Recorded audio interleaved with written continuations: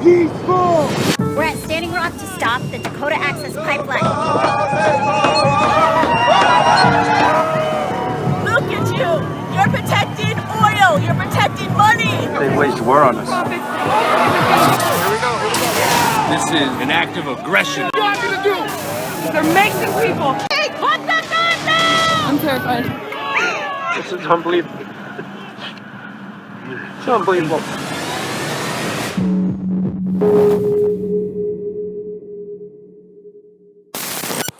As you may know, a terrible event occurred at Standing Rock last night. The police are just trying to cover this up. Media is trying to cover it up. From somebody that was actually there, I'm gonna tell you what the actual reality is. It's a very long story, with a very clear beginning and no ending. Yet. So I'll do my best to condense 11 months into 11 minutes and tell you what happened.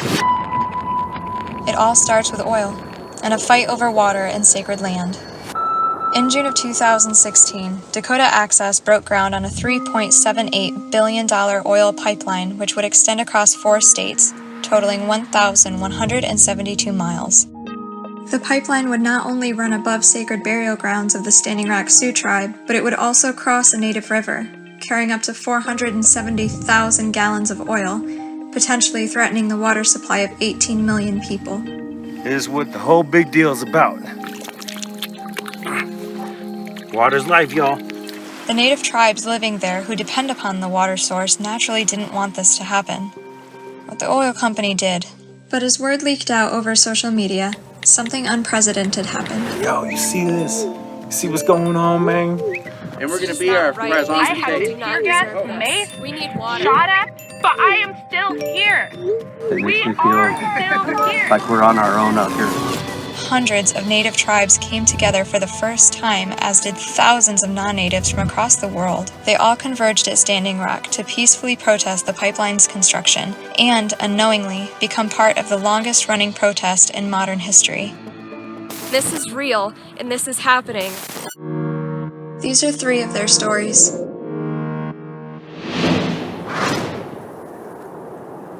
Hey guys, my name's Noah Pino. So I'm going to Standing Rock because those are my people. I'm from here, Fort Peck Indian Reservation, Montana. I went to school here, I grew up here, and I live here, I work here, you know. I don't ever plan on leaving. I want to live here till I die. Hey, you know, I want to be here for the rest of my life. I want people to know that we're still here. No matter what history books say, no matter what the rest of the world thinks, you know, we're still here. This is all the land we have left.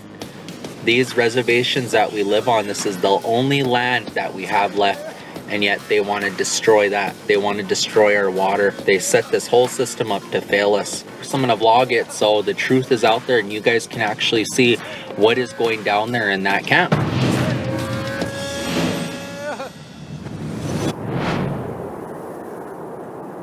This is my mom. Hi, baby. This is my son. I am from the Cheyenne River Sioux Reservation, and I was a fighter, you know, like I've been fighting my whole life. I grew up with a family that was very broken. I struggled with an alcoholic father, an alcoholic mother. I slumped down into everyday statistic where I dropped out of school when I was like 15. It takes a toll on people. I want to be that ancestor of hope. I want my descendants to look back and say, hey, my great-great-great-grandmother Tashina tried everything in her power to stop.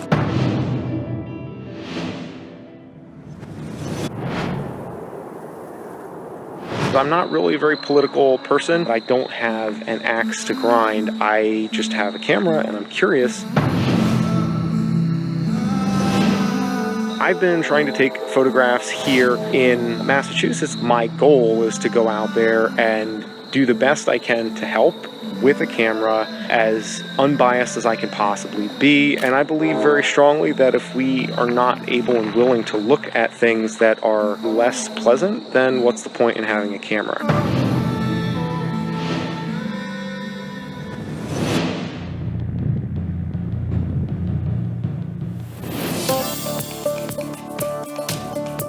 We made it to North Dakota. We're going in. It's all for the cause. It's all for the cause. coming over the hill and seeing camp was mind-blowing. Holy smokes. All right, y'all. North Dakota is looking mighty fine today. What's up, brother? How you doing? Good. Thank you. Yeah. You clean me up. Down my Okay, what does this mean now? Oh, I need to stretch. Though the native tribes set up camp first, people from all over the world soon showed up at Standing Rock to join the fight to protect the water.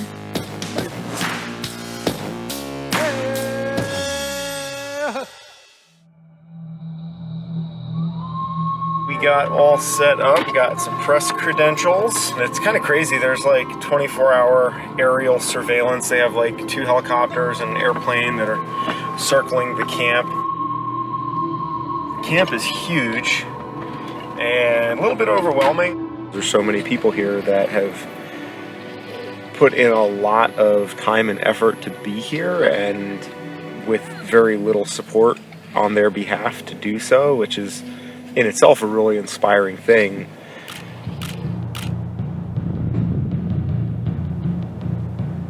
For months, demonstrators have been organizing in order to halt construction of the pipeline. They march towards the construction zone in a non-violent protest, where bulldozers are unearthing native burial grounds. There are at least 3 bulldozers. And the bulldozers were coming close near the fence, and that's when I first saw the initial dog attack. I leaned down to try to pet the dog. The dog has blood in its nose and its mouth. It hesitated, you know, but it didn't. Are you telling the dogs to bite the protesters? The dog tilted its head and then it lunged for me and grabbed onto my right breast. Why are you letting their dog go after the protesters? It's covered in blood. They didn't break my spirit that day. They'll never break my spirit.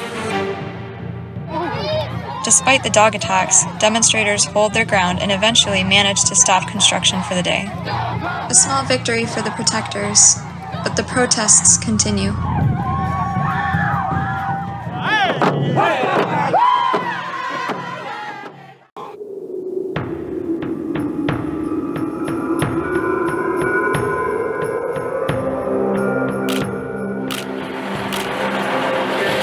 Everything is peaceful, but I would say a little bit tense given the amount of weaponry that is on the other side of the bridge there.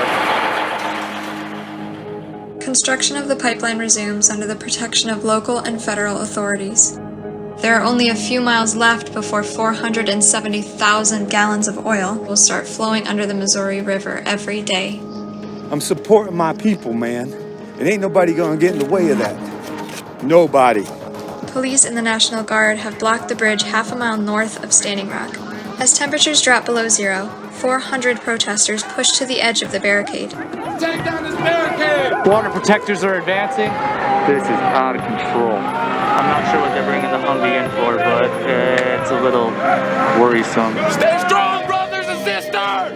Stay strong! You guys want to have a war against our people, and so be it. But remember, we are human beings, and I will still be here. Why? This is my home.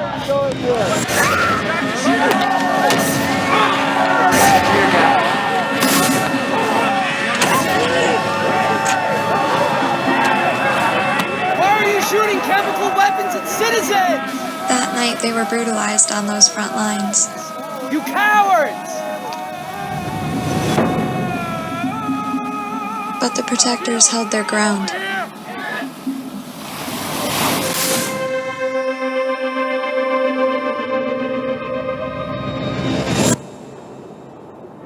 My perspective has been one of like trying to stay unbiased. Law enforcement are people with families and stories, and our idea was, to go and try to make contact. We just got no response other than a little bit of jeering. They said, oh, he has a press pass, and then I actually could hear them say, I hope he doesn't fall in the razor wire, as I was standing right there. And it doesn't look like police officers, it looks like a militarized war zone. It looks like something that is much, much more sinister. It's 8 in the morning. I think this is ground zero. The front lines. These will be in the Smithsonian All of these for sure, American Indian Museum. They have to be. This is one of the biggest movements. And now, a major development in the long-running standoff over the Dakota Access Pipeline. The government announced they would halt construction while they searched for another route that wouldn't cross through our water. The protectors finally had their victory. Man, without the help of so many people, this wouldn't have happened. But the celebrations didn't last long. President Trump ordered an expedited review of the pipeline's permit. Construction of the pipeline resumed, as did the harsh winter. People left and camp grew smaller. A few dozen fierce resistors braved the elements and stayed. Lots of wind, lots of snow. I'm not going anywhere right now, but I think this is something that's going to go on for a long time. Until they too were forced to leave.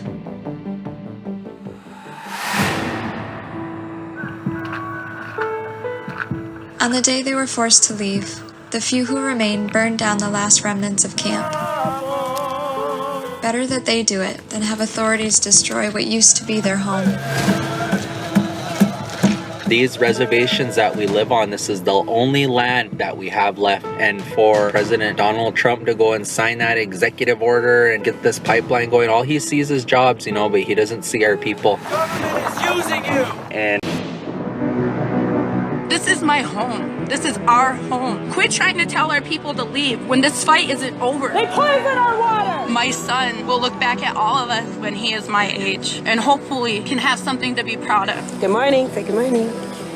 I was see. Say good morning. Good morning. Resisting, and this fight is not over, but resisting and resisting and resisting is the only way that we're going to be able to acquire that true change.